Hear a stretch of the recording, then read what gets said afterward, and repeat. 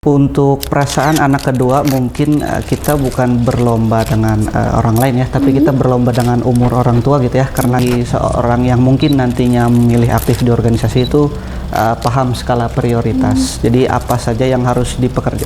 Saya membaginya 4. Ada yang penting mendesak, penting untuk saran teman-teman, rekan-rekan yang mengikuti organisasi bahwa menyatukan tujuan itu penting dan memahami karakteristik masing-masing orang itu penting, walaupun tidak semua diberi kemampuan atau punya kemampuan untuk menaik dan turun semangat dalam berorganisasi. Pasti tentunya semua orang pernah mengalaminya. Dan yang terpenting tadi, organisasi itu kan benda mati, yang menghidupkan itu manusia-manusianya. Jadi kalau kita merasa mungkin lelah atau kecapean atau berbentrokan dengan kegiatan akademik dan lain sebagainya karena organisasi, justru kita yang salah karena kita yang memilih masuk. Organisasi tidak memaksa kita untuk masuk, tidak memaksa kita untuk mengikuti, tapi kita yang memilih diri. Ibaratkan sebuah rangkaian kereta, kita yang memilih ada di dalam bagian tersebut atau tidak.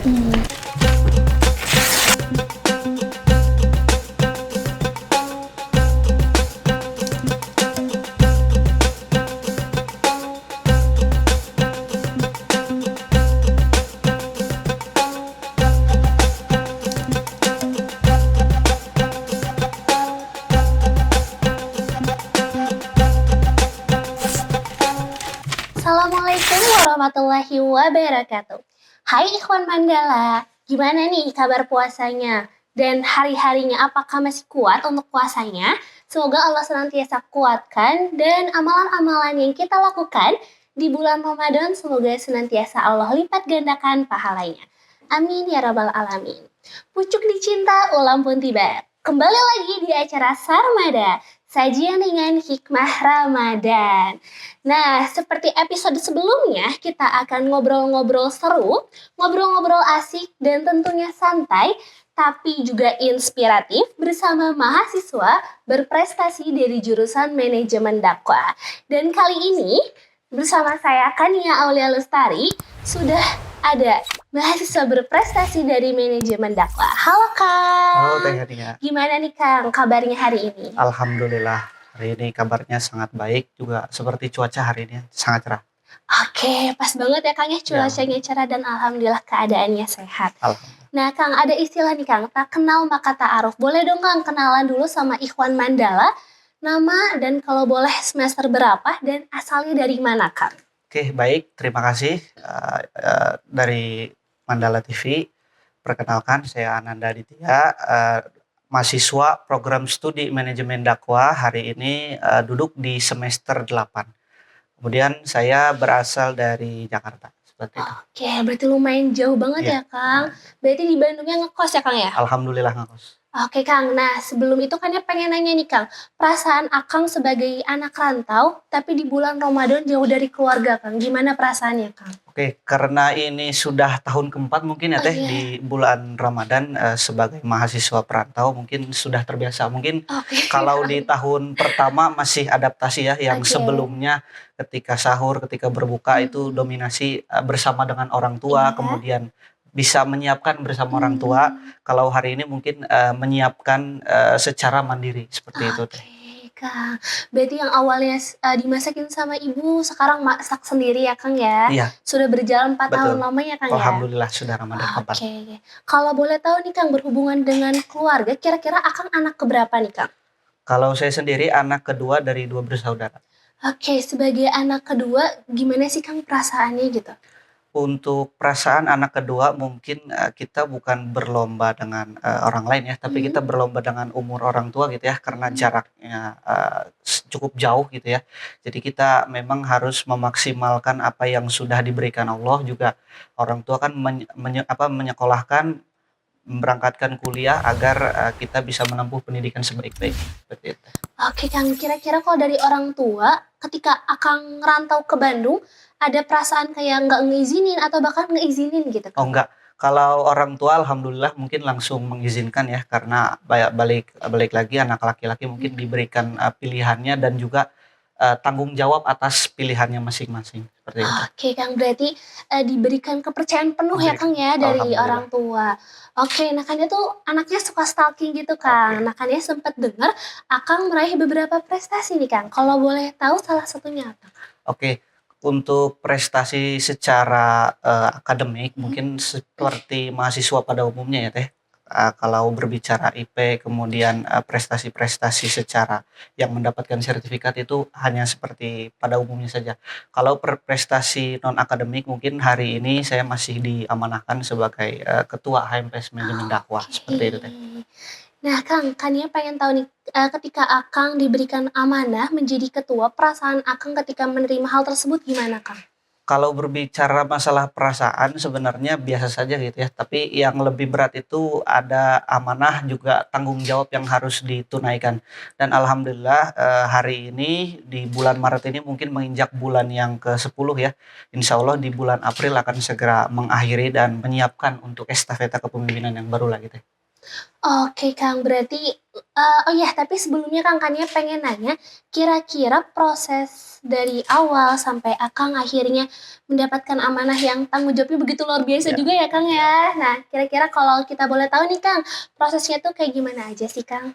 Kalau proses berartinya seperti pada umumnya mahasiswa kita, mengikuti sebuah organisasi atau himpunan ketika awalnya waktu itu saya sebagai mahasiswa Covid mungkin ya Oke. angkatan terakhir di angkatan Aduh Kang. 2021 di semester 3 tepatnya tahun Mhm. 2022 mengikuti himpunan, kemudian aktif sampai dengan semester 4 akhir, kemudian diberikan kesempatan naik, 1 tingkat di Dema fakultas.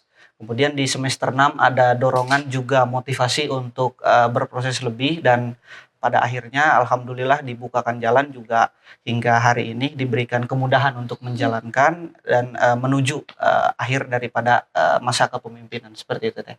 Oke Kang, berarti, memakan proses yang lumayan panjang ya Kang ya, dan juga tenaga Ya, yang lainnya dikeluarkan ya Kang. Nah, berhubungan dengan yang tadi nih Kang, kira-kira kalau dari keluarga support gak sih Kang dengan apa yang Akang kalau rasakan? dari keluarga sendiri seperti yang saya bilang tadi ya, karena, anak laki-laki gitu ya, diberikan kepercayaan juga, dia juga harus menjalankan amanah juga tanggung jawab sepenuhnya, seperti apa ya, jalan yang dia pilih, seperti itu. Jadi untuk keluarga mensupport apapun selama kegiatan itu hal yang positif, bisa memberikan manfaat dan dampak bagi sekitar, seperti itu. Oke Kang, nah, berhubungan dengan keluarga juga nih Kang, kira-kira, tadi kan ketika Akang mendapatkan apa ya, amanah yang begitu besar, yaitu sebagai ketua, nah kira-kira pernah ada bentrok gak sih Kang? Kan biasanya Ya, sebagai mahasiswa organisasi suka ada bentrok nih, ya. acara keluarga dengan acara organisasi. Nah kira-kira Akang pernah nggak mengalami hal itu dan kira-kira Akang nyelesainnya gimana sih gitu? Oke, sebenarnya untuk bentrok atau tidak selalu ada saja Teteh. Mmm. Jadi bukan hanya dengan kegiatan keluarga, tapi juga dengan kegiatan akademik atau kegiatan yang lainnya. Nah, yang terpenting bagi seorang yang mungkin nantinya memilih aktif di organisasi itu, paham skala Mmm. prioritas. Jadi apa saja yang harus saya membaginya 4, ada yang penting mendesak, Bisa? penting tidak mendesak, Oke. tidak penting mendesak, dan tidak penting tidak mendesak. Kalau 4 ini diterapkan dengan baik, insya Mhm. Allah semua, bisa dijalankan dengan baik, seperti itu. Oke. Nah kan ya menarik nih Kang tadi yang, 4 itu apa tadi Teh? Penting mendesak, Penting mendesak, penting tidak mendesak, mendesak, tidak penting men mendesak, tidak penting dan tidak mendesak. Nah, kira-kira Akang mengkategorikan hal itu gimana sih, Kang? Kan ada yang kayak acara keluarga padahal cuman main kemana tapi dibilang itu penting banget gitu, atau Ya, enggak misalkan, main sama teman padahal itu bisa hal nanti gitu, tapi dibilang penting banget. Nah, ya, kira-kira mengkategorikannya gimana sih, ya, Kang? kalau penting mendesak pasti skala prioritas utama akademik. Mhm. Contohnya misalnya ada kegiatan, sebuah himpunan atau organisasi misalnya mendapatkan undangan, tapi di sisi lain saya misalnya sedang menjalankan ujian tengah semester atau Oke, ujian akhir betul. semester. Nah, itu tentu skala prioritas yang pertama, Mhm. penting dan juga mendesak, harus segera Mendesak. diselesaikan. Yang kedua, kalau penting tapi tidak mendesak, contohnya tadi ada acara keluarga, tapi peran saya misalnya tidak terlalu sentral di sana, tidak Mhm. terlalu dibutuhkan. Atau ada kegiatan, amanah di kegiatan organisasi lain atau himpunan lain yang posisi saya tidak terlalu sentral di sana. Mhm. Jadi di sana penting tapi tidak mendesak. Kemudian ada juga yang, tidak penting tapi mendesak itu biasanya berkaitan dengan urusan-urusan, pribadi yang harus segera diselesaikan. Kemudian juga ada yang tidak penting dan tidak mendesak, biasanya kaitannya dengan, hiburan, kemudian bermain dengan teman-teman dan lain sebagainya, seperti itu. Oke, Kang. Nah, sempat Kang juga tadi dengar untuk yang bermain sama teman tuh di nomor Keempat. keempat. Nah, pasti sebagai teman tuh ada rasa kayak, "Ih, kamu mah kok organisasi terus?" gitu.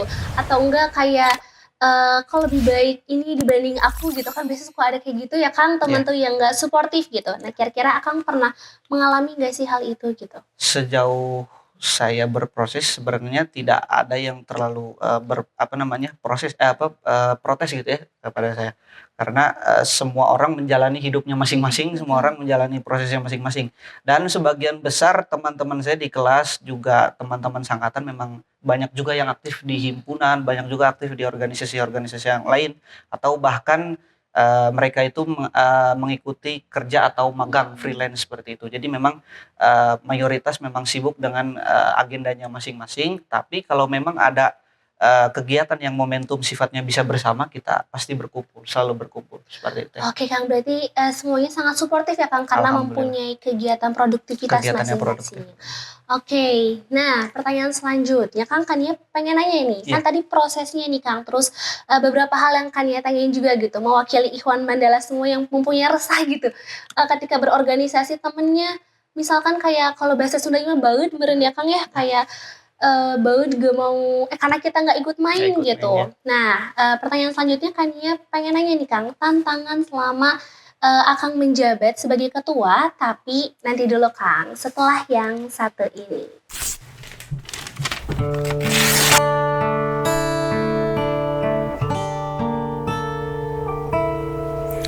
Ada yang sedang seperti menyendiri, tapi nyatanya dia tidak sendiri.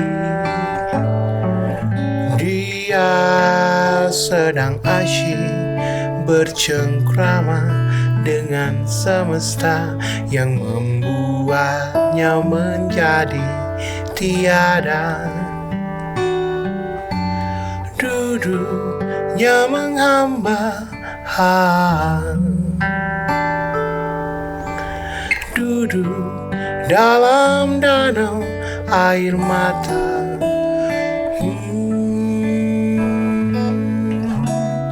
Ingin rasanya ku tenggelam bersamanya, mensyukuri luka perjalanan cinta.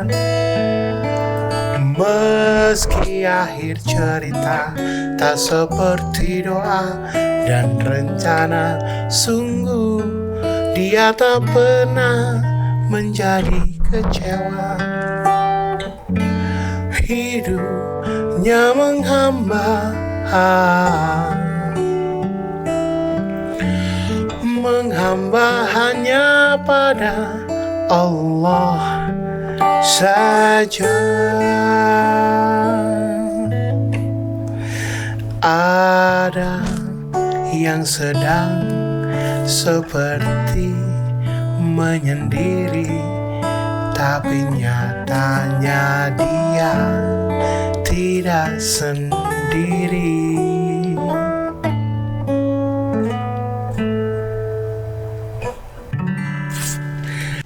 Oke, kembali lagi di Sarmada, sajian dengan hikmah Ramadan.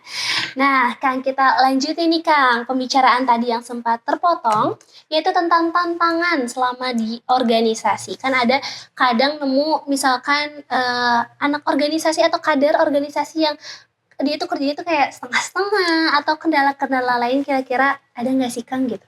Sebenarnya kalau berbicara kendala selalu ada ya, bahkan bukan hanya dari orang lain, tapi dari diri kita sendiri. Betul. Karena, memimpin sebuah organisasi itu yang isinya banyak, manusianya, banyak orang-orangnya dengan latar belakang yang berbeda-beda tentu, sulit gitu Teh.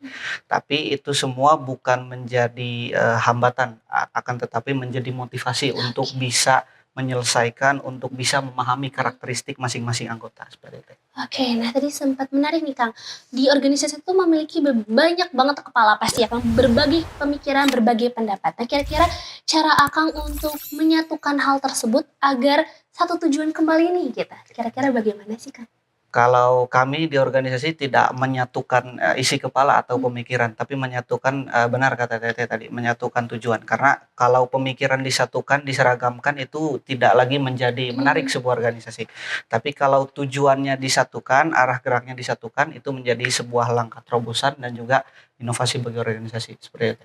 Oke, nah kira-kira ada tips atau saran gak nih Kang bagi Ikhwan Mandala semua yang saat ini sedang berorganisasi mungkin dan sedang kebingungan nih Kang kayak punya partner organisasi tapi ternyata dia beda pemikiran tapi nggak mau nyamain sama tujuannya. Nah kira-kira ada saran gak sih Kang atau pesan gitu?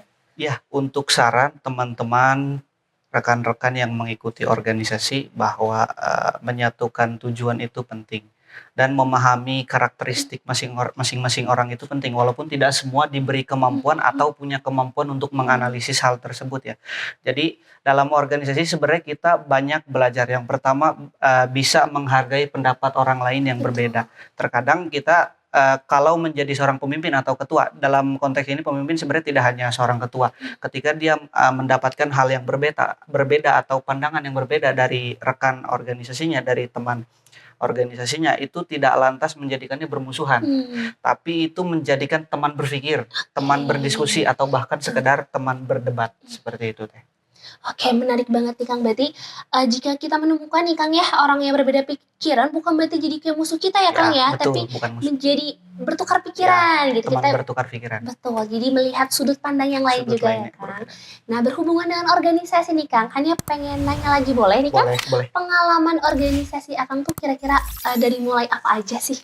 Oke, kalau pengalaman organisasi mungkin dimulai sejak kelas 3 SMP teh. Oh, Itu wow. pengalaman pertama itu ikut di lingkungan rumah ya, di remaja Islam masjid, namanya Risma kalau di sana Risma. disebutnya. Oke. Kemudian beranjak ke tingkat menengah atas, saya aktif di Rohani Islam di salah satu ekstrakurikuler.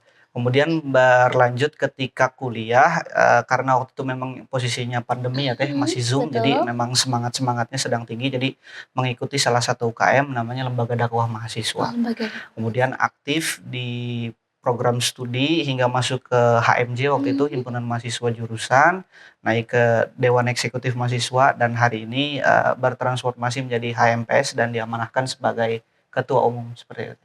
Oke, nah kira-kira tadi kan menarik banget nih Kang, dimulai dari ketika 3 SMP ya Kelas Kang 3 ya? SMP.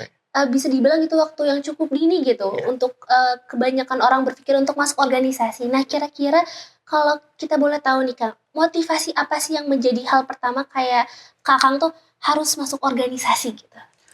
Kalau motivasi awalnya sebenarnya tidak ada, karena memang senang bergaul, senang berteman, mencari pengalaman.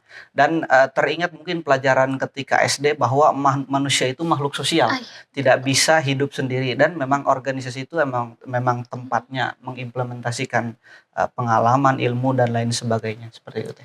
Oke, nah ketika di proses Akang selama berpengalaman di organisasi, kira-kira Akang pernah merasa kayak naik turun semangatnya? Kan ada kalanya kita semangat banget organisasi, lama-lama menurun. Pasti Ikhwan Mandala juga merasakan hal ini Betul, gitu betul. Kang.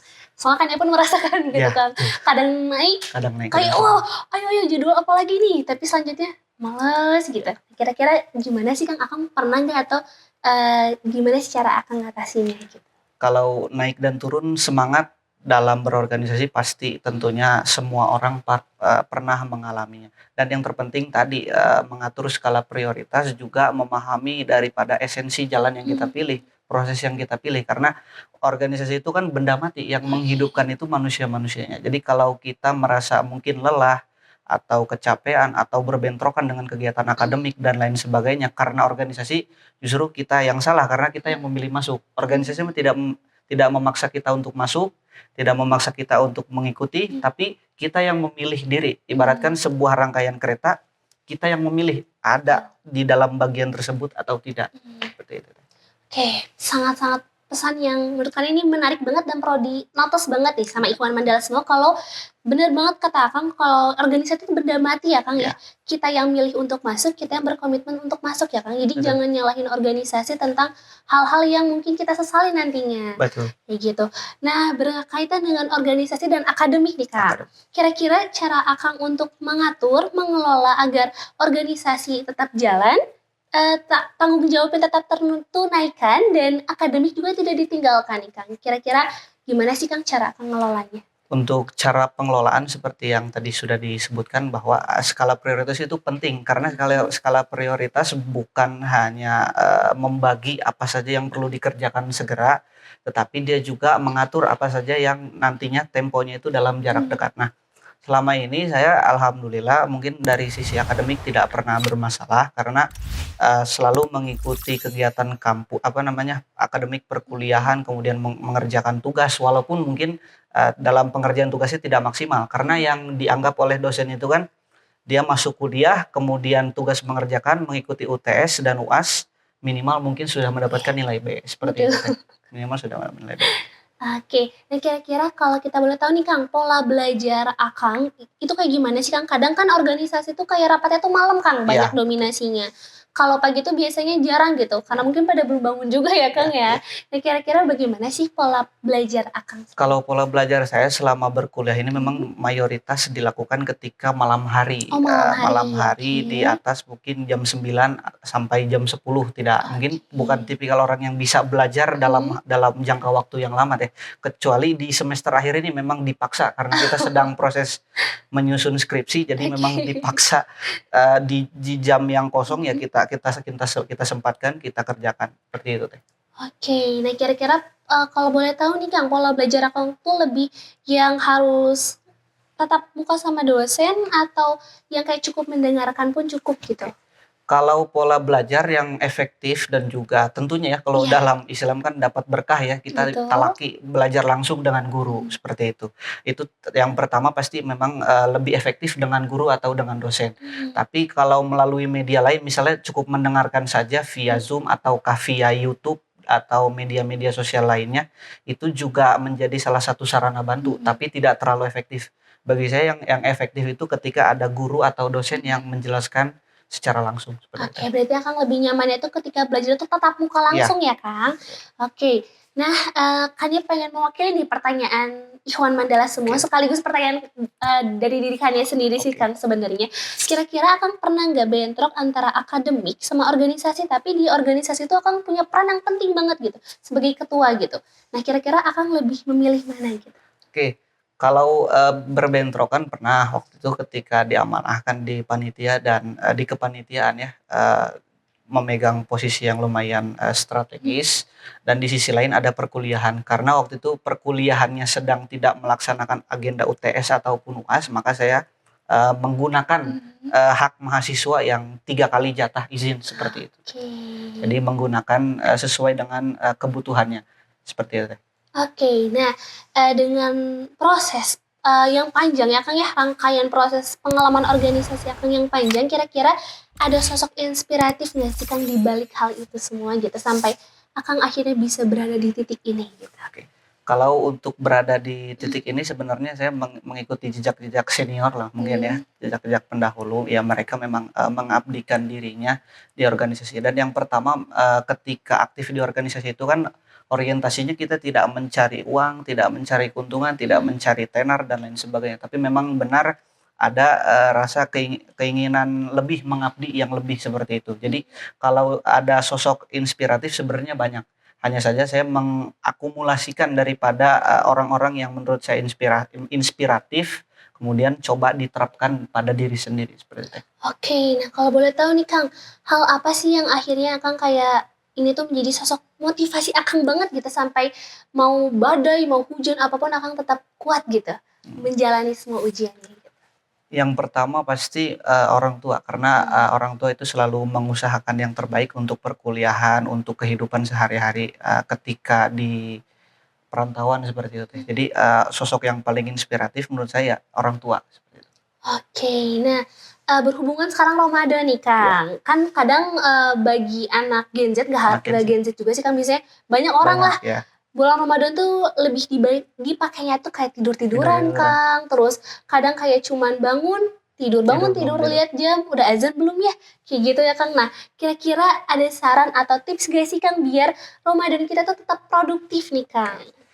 Jadi untuk Gen Z ya, mungkin termasuk saya sendiri memang kadang suka terlena dengan waktu luang seperti itu. Nah, penting untuk kita di bulan Ramadan ini mengatur atau skala kegiatan yang memang benar-benar bermanfaat. Nah, kemarin misalnya kalau saya sendiri karena khawatir gitu ya terlalu banyak kegiatan di kosan dan lain sebagainya, kemarin mengikuti kegiatan yang dilaksanakan di kampus 2 pesantren kilat progresif salah satunya. Jadi memang penting bagi Gen Z, khususnya untuk mahasiswa-mahasiswa yang semester masih produktif 2, 4, dan 6 itu mengikuti agenda perkuliahan juga agenda-agenda organisasi pun kegiatan-kegiatan keislaman misalnya di masjid, kegiatan sosial berbagi, buka, sahur dan lain sebagainya. Jadi dengan kegiatan-kegiatan tersebut kita bisa meminimalisir waktu-waktu yang luang misalnya untuk malas-malasan atau bisa diisi kegiatan misalnya tilawah seperti itu. Oh, oke. Nah, kira-kira Akang ada pesan gak sih buat Ikhwan Mandala? Tapi sebelum itu, Kang, akan ada yang satu ini.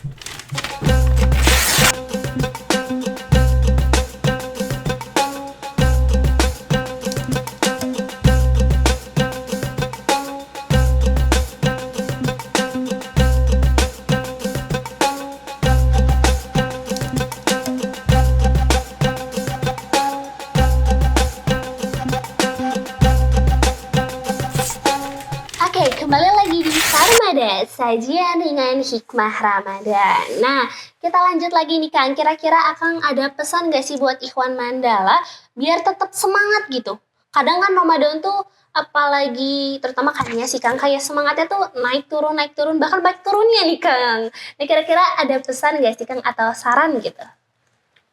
Untuk pesan dan saran terus meningkatkan kegiatan yang produktif juga yang terpenting karena kita ini makhluk biasa gitu ya, makhluk yang lemah, hati kita ini mudah terbolak-balik gitu ya. Jadi minta selalu pertolongan dari Allah Subhanahu wa taala yang pertama. Yang kedua, kita memahami esensi daripada bulan Ramadan memang di sini bulan yang penuh dengan rahmat juga petunjuk dari Allah Subhanahu wa taala. Jadi apapun yang niat kita baik, perbuatan kita baik, kemudian perilaku kita baik, insya Allah itu dicatat menjadi pahala yang berlipat ganda. Jadi kita niatkan seluruh rangkaian kegiatan kita, hidup kita di bulan Ramadan ini adalah kegiatan-kegiatan yang baik, kegiatan-kegiatan yang positif. Nantinya kalau daripada niat itu baik, insya Allah apa yang kita petik nanti hasilnya itu juga berbuah baik seperti itu. Oke, Masya Allah banget Kang. Nah, sekarang kan dia pengen nanya nih Kang. Kan tadi semangat sekarang berhubungan dengan iman Kang. Nah, kadang kan kayak iman tuh apa ya, terutama anak muda seperti kan ya, gampang kegoyah gitu kan. Ngelihat kecoa lewat aja kayak aduh, kayak keluar rumah kayak aduh, apa baiknya aku buka aja ya atau gimana gitu. Nah, kira-kira ada saran atau tips and trick gitu dari Akang biar imannya tuh tetap kuat nih Kang menjalani Ramadan dan puasanya tuh hanya untuk Allah gitu. Kadang kan ada yang puasanya tuh untuk diet ataupun untuk yang lainnya gitu, yang tidak murni hanya untuk Allah gitu. Kira-kira kan ada pesan nggak gitu? Ya, kalau iman itu memang naik dan turun ya, yazidu wa yankus. Jadi naiknya itu dengan ketaatan, turunnya dengan sebab kemaksiatan. Jadi kalau kita memang ingin meningkatkan terus keimanan, ya terus juga kita meningkatkan ketaatan. Contohnya menjaga sholat yang wajib yang pertama, sholat 5 waktu. Kemudian meningkatkan dengan bantuan amalan-amalan sunnah, misalnya sholat sunnah, membaca tilawah, berzikir, sholawat dan lain sebagainya. Kemudian hal-hal tersebut tentunya insya Allah bisa meningkatkan keimanan kita. Dan ditambah hal lain juga kita bisa duduk di majelis ta'lim bersama orang-orang yang soleh seperti itu. Oke Kang, berarti kenikmatan sebenarnya agar kita imannya naik terus dengan berkumpul dengan orang-orang yang soleh ya Kang. Sampai tadi Kang itu kayak notice, cuma kelupaan nih Kang yang tadi peningkatan iman tuh ketika kita ketaatan sama apa Kang? Turunnya dengan maksiat. turunnya dengan maksiat. Itu benar-benar harus yang kita jaga dan warning banget ya Kang. Nah untuk yang terakhir nih Kang, kira-kira ada pesan gak sih buat Ikhwan Mandala semua di rumah? Baik, untuk Ikhwan Mandala dimanapun kalian berada, di bulan Ramadan ini, alhamdulillah di tahun 1446 Hijriah, tentunya kita sebagai anak muda, sebagai Gen Z, penerus mungkin ya para pemimpin bangsa, tentunya harus terus meningkatkan pemahaman kita, keimanan kita, ketakwaan kita, juga pengetahuan-pengetahuan akan keilmuan-keilmuan yang nantinya bermanfaat. Misalnya kita mempelajari tentang keilmuan sains dan juga teknologi.